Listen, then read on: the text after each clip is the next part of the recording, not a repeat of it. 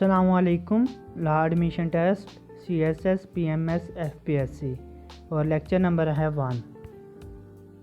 इसमें हम पढ़ेंगे English MCQs, general knowledge MCQs, Pak study MCQs, Islamic study MCQs और मैथ MCQs। वीडियो कंटिन्यू करने से पहले अगर आपने हमारा चैनल सब्सक्राइब नहीं किया तो सब्सक्राइब कर दें, लाइक कर दें और शेयर कर दें। और दूसरी बात यह कि इस वीडियो का जो क्विज़ या टेस्ट है वो आपको डिस्क्रिप्शन में मिल जाएगा, तो वो आपने दे लेना है। इससे आपकी तैयारी अच्छी हो जाएगी, आपको पता चल जाएगा आपकी तैयारी कितनी है। पहले इंग्लिश सिनोनिम्स हैं और क्वेश्चन नंबर है 1। Synonym of negligent is dash. Negligent का मतलब है गैर मुहतात, गाफिल, तो इसका सिनोनिम होगा केयरलेस। आगे है synonym of sacrosanct is dash.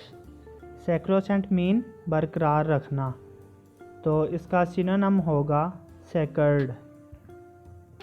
आगे है synonym of reverie is dash. Reverie mean दिन में ख्वाब देखना, तो इसका सिनोनिम होगा डे ड्रीम। आगे है synonym of sumptuous is dash. Sumptuous mean आला बहुत अमीर, तो इसका सिनोनिम होगा लग्जरियस। आगे है synonym of jovial is dash. Jovial mean पुरलुत्फ, खुश मिजाज, तो इसका सिनोनिम होगा मैरी।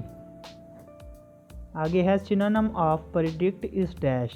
प्रेडिक्ट मीन पहले ही से बता देना या पेशन गोई करना, तो इसका सिनोनिम होगा फोरटेल।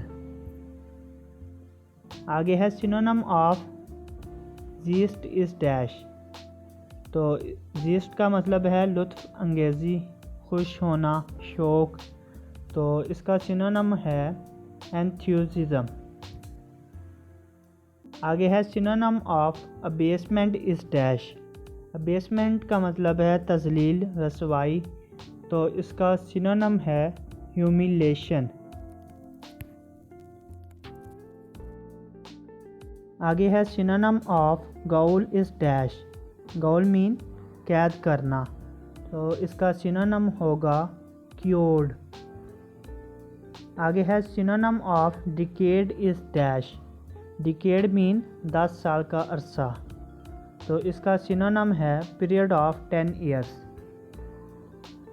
आगे एंटोनम्स हैं, और अगर आपने हमारी वीडियो को लाइक नहीं किया तो लाइक कर दें ताकि हमारी हौसला अफजाई हो जाए। आगे है antonym of perilous is dash. Perilous is dash. Perilous mean ख़तरनाक, तो इसका उल्ट होगा सेफ, यानी कि महफूज, ख़तरे से बचा हुआ। आगे है एंटोनम ऑफ ब्लीमिश इज़ डैश। ब्लीमिश का मतलब है ख़राब करना, बदनुमा कर देना, तो इसका एंटोनम होगा एडॉर्नमेंट, यानी कि बनाओ संगार, बना ठना, तो इसका यही होगा। आगे है antonym of peevish is dash. Peevish mean चिड़चिड़ा, गुस्ताख, तो इसका उल्ट होगा एमिएबल, यानी कि खुश इखलाक। आगे है antonym of gratuity is dash. Gratuity mean इनाम देना, थोड़ी बहुत रकम देना किसी काम के बदले, तो इसका एंटोनम होगा कॉम्पेंसेशन, यानी कि बदला। आगे है antonym of withdraw is dash. Withdraw mean खींच लेना, वापस मुड़ जाना या वापस आ जाना, तो इसका उल्ट होगा एडवांस, यानी कि आगे की तरफ हरकत करना। आगे है antonym of impartial is dash. Impartial mean गैर जानबदार, किसी की तरफ ना होना, यानी कि न्यूट्रल, तो इसका एंटोनम होगा बिएस्ड। इसका मतलब है यक तरफा, गैर मुंसफाना, किसी एक की साइड लेना। आगे है antonym of heartfelt is dash. Heartfelt mean दिली, तो इसका एंटोनम है इनसिंसियर। आगे है antonym of malodorous is dash. Malodorous mean बदबूदार, तो इसका एंटोनम होगा फ्रेगरेंट यानी कि खुशबू। आगे है antonym of philistine is dash. Philistine mean लकीर का फ़कीर, तो इसका एंटोनम है इंटेलेक्चुअल। आगे जनरल नॉलेज MCQs हैं। तो क्वेश्चन है which country from the following is not the member of UNO। इनमें से कौन सा मुल्क UNO का मेंबर नहीं है। तो इसका आंसर है वेटिकन सिटी।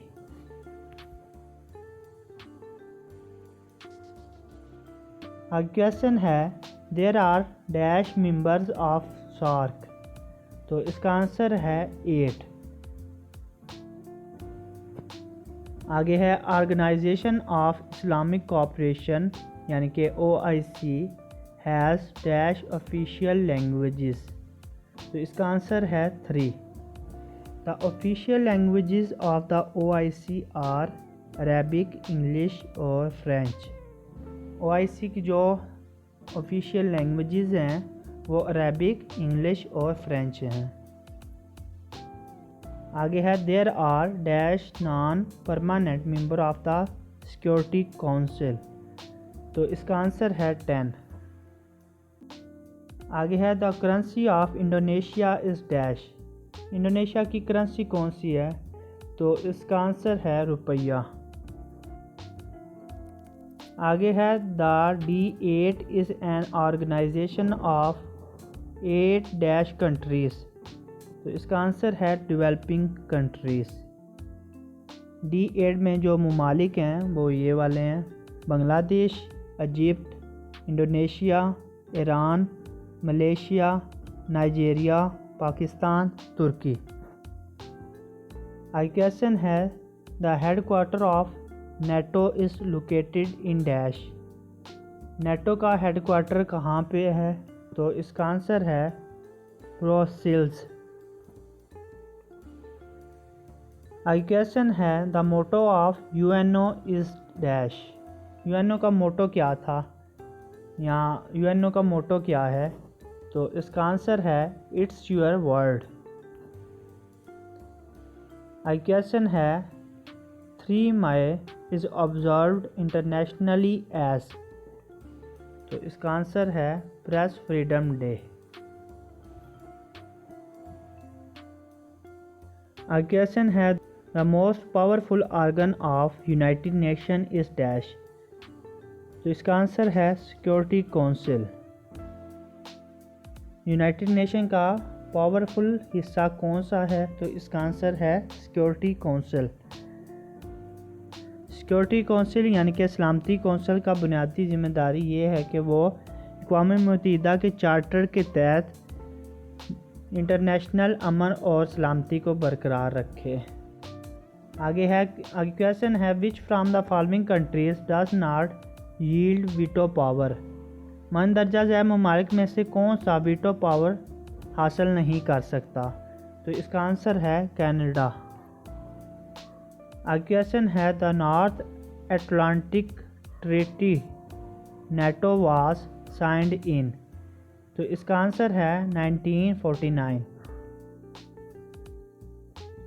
आगे क्वेश्चन है world trade organisation was established इन।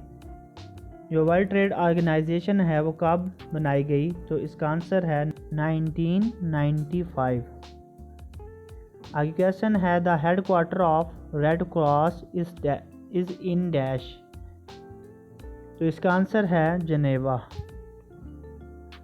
आगे क्वेश्चन है the world's highest mountain is in dash. दुनिया की हाईएस्ट माउंटेन किस मुल्क में है। तो इसका आंसर है नेपाल। क्वेश्चन है the headquarter of amnesty international is in dash. तो इसका आंसर है लंदन। क्वेश्चन है the deepest part of the earth is dash. तो इसका आंसर है मैरियाना ट्रेंच। अगला क्वेश्चन है the lowest part of the earth is, तो इसका आंसर है डेड सी। आगे इस्लामिक स्टडी MCQs हैं। क्वेश्चन है सूरा नहल मीन्स डैश, तो इसका मतलब है हनी बी, यानी कि मक्खियाँ, शहद की मक्खियाँ। आगे ये एक्सप्लेनेशन है। सूरा नहल कुरान मजीद की 16वीं सूरत है और ये 128 आयात पर मुश्तमिल है और इसका मतलब है मक्खियाँ, यानी कि द बीज। आगे क्वेश्चन है लास्ट टू सूरा of holy Quran are dash, कुरान मजीद की आखिरी 2 सूराज कौन सी हैं, तो इसका आंसर है सूरा अल फलक और सूरा अन्नास। आगे क्वेश्चन है व्हाट इज़ मीनिंग ऑफ अलम नशरा, तो इसका आंसर है एक्सपेंशन। आगे एक्सप्लेनेशन है सूरा अन-नशीरा, जिसे अलशरा भी कहा जाता है और अलम नशरा भी, और ये कुरान जी की 94वीं सूरत है। आगे क्वेश्चन है how many idols are described in सूरा नूह, तो इसका आंसर है 5 और आइडल्स का मतलब है बुत। आगे क्वेश्चन है who is the most popular खलीफा in the period of Abbasid खलीफा, अब्बासी खलीफा के दौर में सबसे ज़्यादा मकबूल खलीफा कौन थे, तो इसका आंसर है हारून रशीद। आगे क्वेश्चन है what is literally meaning of सूरा अल फलक, सूरा अल फलक का लफ्ज़ी मायने क्या है, तो इसका आंसर है द डे ब्रेक। आई क्वेश्चन है what was the age of हज़रत आदम अलैहिस्सलाम, तो इसका आंसर है 950 ईयर्स। आई क्वेश्चन है Gibraltar word is famous on the name of which Islamic warrior, लफ्ज़ जिब्राल्टर किस इस्लामी जंगजू के नाम से मशहूर है, तो इसका आंसर है तारक बिन ज़ियाद। क्वेश्चन है Spain was conquered by Muslims in which century, तो इसका आंसर है 711 सेंचुरी या 711 सेंचुरी। आगे पाक स्टडी MCQs हैं। क्वेश्चन है कॉन्स्टिट्यूशन ऑफ 1956 प्रिवेल्स फॉर, जो 1956 का आइन था वो कितने अरसे के लिए गालिब रहा, तो इसका आंसर है 2 ईयर्स। आगे एक्सप्लेनेशन है the constitution of 1956 was the fundamental law of Pakistan, जो 1956 का आइन था वो पाकिस्तान का फंडामेंटल लॉ था और फ्रॉम मार्च 1956 अंटिल द 1958, और ये 1956 से 1958 तक रहा, यानी कि 2 साल तक ये बरकरार रहा। उसके बाद है it was the first constitution adopted by independent Pakistan, और यह पहला आइन था जो कि पाकिस्तान ने अडॉप्ट किया। देयर वर 234 यानी कि 234 आर्टिकल्स, 13 पार्ट्स और 6 शेड्यूल पर मुश्तमिल था। आगे है the constitution of 1956 was consisting dash articles and dash parts, ये हमने पिछले MCQs की डिटेल में पढ़ा है, यानी कि 234 आर्टिकल्स और 13 पार्ट्स और 6 शेड्यूल पर यह आइन मुश्तमिल था। आगे क्वेश्चन है according to the constitution of 1956 dash were declared as national languages, 1956 के आइन के मुताबिक रियासती ज़बानें कौन सी थीं, तो इसका आंसर है उर्दू और बंगाली। आगे क्वेश्चन है according to the constitution of 1956 dash was the head of state, 1956 के आइन के मुताबिक स्टेट का हेड कौन था या कौन होगा या कौन था, तो इसका आंसर है प्रेसिडेंट। क्वेश्चन है part dash of the constitution of 1956 was granting fundamental rights. 1956 का कौन सा पार्ट है जो फंडामेंटल राइट्स देता है, तो इसका आंसर है पार्ट 2। आगे है constitution of Pakistan 1956 declared Pakistan as. 1956 के आइन में पाकिस्तान को क्या नाम दिया गया, तो इसका आंसर है Islamic republic of Pakistan. Question है information of first constitution dash played very important role. 1956 के आइन यानी कि फर्स्ट आइन में सबसे ज़्यादा रोल किसका था, तो इसका आंसर है चौधरी मोहम्मद अली। आगे एक्सप्लेनेशन है Chaudhry Muhammad Ali best known as Muhammad Ali. Chaudhry Muhammad Ali जो कि मोहम्मद अली से जाने जाते थे, was the 4th prime minister of Pakistan appointed on 12 August 1955 और ये चौथे प्राइम मिनिस्टर थे जो 12 अगस्त 1955 में अपॉइंटेड हुए। क्वेश्चन है the constitution of 1956 suggested dash kind of government for the country. 1956 में किस तरह की गवर्नमेंट लाई गई या किस तरह की गवर्नमेंट थी, तो इसका आंसर है पार्लियामेंट्री फॉर्म। क्वेश्चन है the constitution of 1956 was abrogated on dash. 1956 का आइन कब मंसूख किया गया, तो इसका आंसर है October 1958। According to the constitution of 1956 dash was the highest court of country.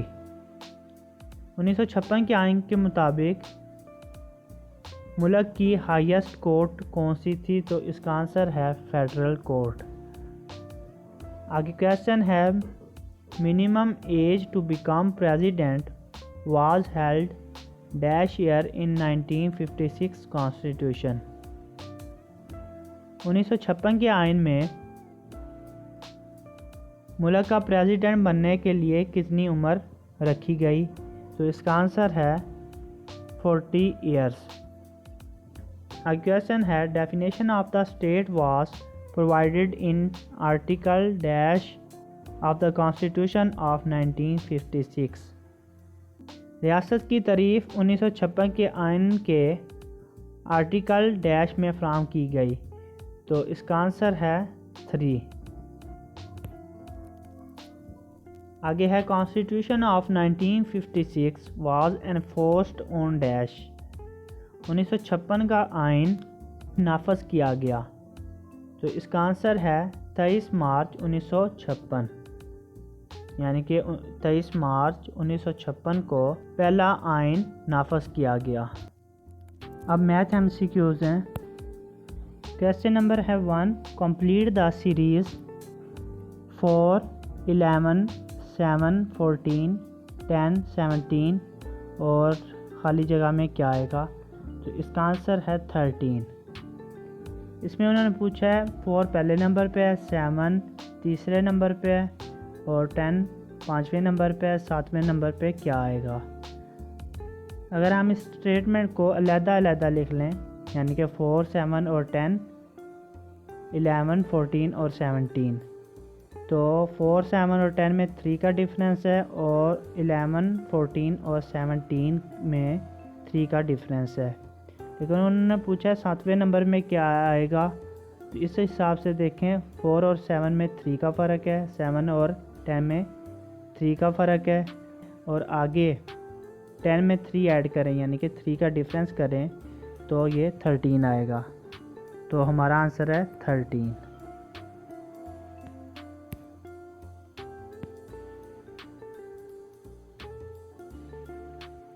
आगे है कंप्लीट द सीरीज़ 3, 5, 10, 12, 24, 26 और ब्रैकेट में क्या आएगा, यहाँ डैश में क्या आएगा, तो इसका आंसर है 52। तो इस स्टेटमेंट में देखें तो उन्होंने 3 और 5 में, यानी कि 3 के बाद 2 ऐड किया, 5 आया है। ये 3 में 2 ऐड किया और 5 आया है। फिर उन्होंने 5 में 5 को 2 के साथ मल्टीप्लाई किया तो 10 आ गया। फिर उन्होंने 10 में 2 ऐड किया तो 12 आ गया। और फिर उन्होंने 12 को 2 के साथ मल्टीप्लाई किया तो 24 आ गया। इसी तरह फिर 24 को 2 के साथ ऐड किया है, यानी कि 24 में 2 ऐड किया है तो 26 आ गया। तो अब छठे नंबर पे, यानी कि अगर पेयर्स के हिसाब से देखें, पहले उन्होंने जमा किया है 2 के साथ, फिर मल्टीप्लाई, फिर जमा, फिर मल्टीप्लाई, फिर इसी तरह उन्होंने जमा किया है, तो एंड पे फिर क्या बचता है, फिर मल्टीप्लाई ही बचता है। तो हमने 26 को 2 से मल्टीप्लाई किया तो ये हमारा आंसर आ गया 52।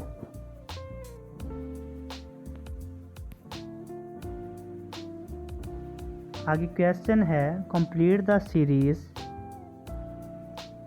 3 3 5 5 7 7 और डैश में क्या आएगा, तो इसका आंसर है 9 9। 3 और 5 में 2 का फ़र्क और 5 और 7 में 2 का फ़र्क। इसी तरह अगर फिर 2 का फ़र्क करें या 2 का डिफरेंस करें तो फिर ये 9 9 नहीं आता है।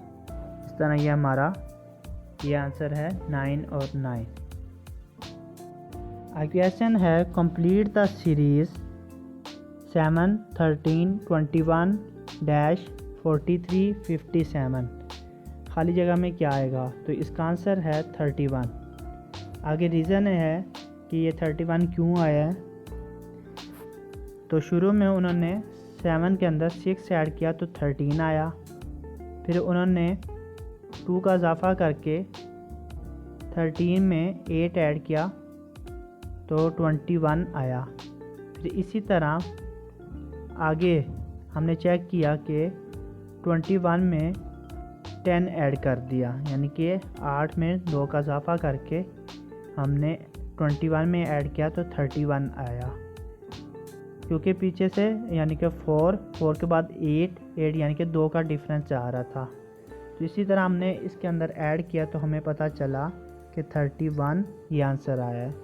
लेकिन हमने चेक करने के लिए कि हमारा सवाल ठीक है या गलत है, ये हमारा आंसर ठीक है या गलत है, तो हमने 31 के अंदर 12 ऐड कर दिए, यानी कि 10 में 2 इजाफा करके 12 को 31 में ऐड किया तो हमारा ये 43 आ गया, जो कि ये ऊपर भी दिया हुआ है। फिर इसी तरह हमने ऐड किया 14 ऐड किया तो हमारा 57 आ गया। इससे पता चलता है कि हमारा जो ये आंसर था जो हमने ऐड किया था ये ठीक किया है और हमारा आंसर 31 है।